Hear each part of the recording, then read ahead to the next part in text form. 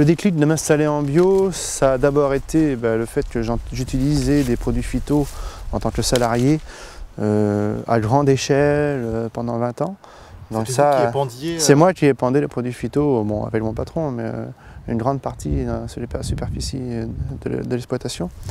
Ça a été l'envie de respecter un peu plus la nature, de respecter un peu plus les animaux, les insectes, tout ce côté que j'aime. Mais bon, voilà, on est ici, on est bien, quoi. C'est le parcours atypique d'un spécialiste des pesticides reconverti en paysan bio. Éric David a 38 ans. Depuis 2005, il est à la tête d'une petite exploitation, 40 hectares de céréales et 1 hectare de maraîchage. Moi, je me suis installé en tant que jeune agriculteur, donc j'avais déjà les aides jeune agriculteur, et je me suis installé avec un CAD bio, donc un engagement sur 5 ans à produire du bio, et il y a des aides de l'État. Il y a une tranche d'aide de l'État de l'ordre de 1 200 € hectare à peu près. Malgré ces aides, ils sont peu nombreux à s'installer ou se convertir. On ne compte qu'une centaine d'agriculteurs bio en Charente-Maritime. Les explications sont simples, produire bio c'est produire moins, et les débouchés sont plus contraignants que pour l'agriculture conventionnelle. On fera un chou de Chine pour ce soir. Actuellement, je suis à 45 clients. Il faut dire que 45 clients, ça équivaut à peu près à 150 kg de légumes sortis par semaine. Donc c'est quand même assez de travail. Objectif de 60 paniers, mais je suis toujours en voie d'installation. C'est bien, mais bon, après il faut arriver à contenter les clients, en quantité, en qualité. Donc il faut pouvoir suivre, il faut pouvoir mettre ce qu'il faut en face. Salut! Salut!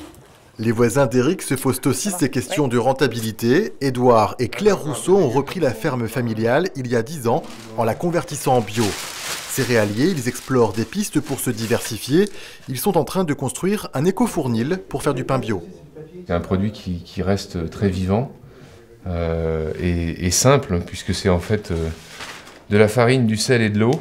Et donc ça permettra aussi de transformer en pain une partie des céréales de la ferme.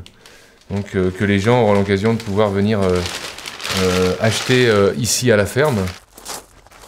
Avec 180 hectares de céréales et 2 salariés, Édouard est un gros du bio, un farouche partisan. Pourtant, il reconnaît que son secteur est marginal. En Charente-Maritime, le bio ne représente que 2 petits % des surfaces agricoles, même si ça devrait vite changer. Le nouveau plan annoncé par le gouvernement est ambitieux à ce niveau-là, c'est-à-dire en fait avec la volonté d'arriver à 20% d'ici 2020. Bon, ça veut dire que c'est effectivement des moyens et une structuration de la filière qui doit être mise en place pour accueillir tous ces nouveaux producteurs. Vous y croyez, vous, de passer de 2% à 20% comme ça? Ah oui, je pense que tout à fait. À partir du moment où on met aussi un minimum de moyens et on est convaincu que c'est un enjeu majeur pour la santé à la fois de l'environnement et la santé des hommes, et ben voilà, on peut tout à fait atteindre l'objectif. Édouard et les autres espèrent que les promesses du gouvernement seront tenues pour voir éclore de nouvelles fermes bio en Charente-Maritime.